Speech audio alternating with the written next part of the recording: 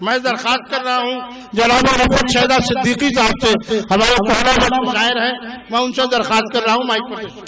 हज़रात गिरामी अस्सलाम वालेकुम रहमतुल्लाह।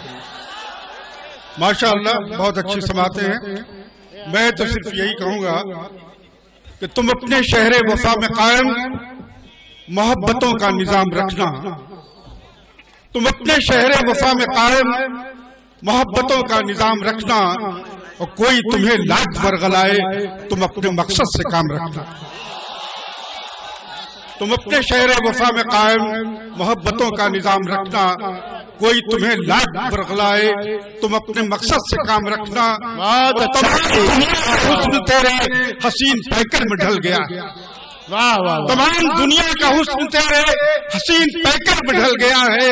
मेरे लिए हो गया है मुश्किल तेरे सरापे का नाम रखना। बहुत अच्छा है भाई, बहुत अच्छा। मेरे लिए हो गया है मुश्किल तेरे सरापे का नाम रखना। और बच्चों के लिए एक मखसूस शेर आप हजरात की खिदमत में पेश कर रहा हूँ कि तमाम दिलचस्प मंजरों में हसीन लगता है एक मंजर, तमाम दिलचस्प मंजरों में हसीन लगता है एक मंजर, वो नन्हे मुन्ने से पैकरों का जबी पे दस्ते सलाम रखना। बहुत शुक्रिया।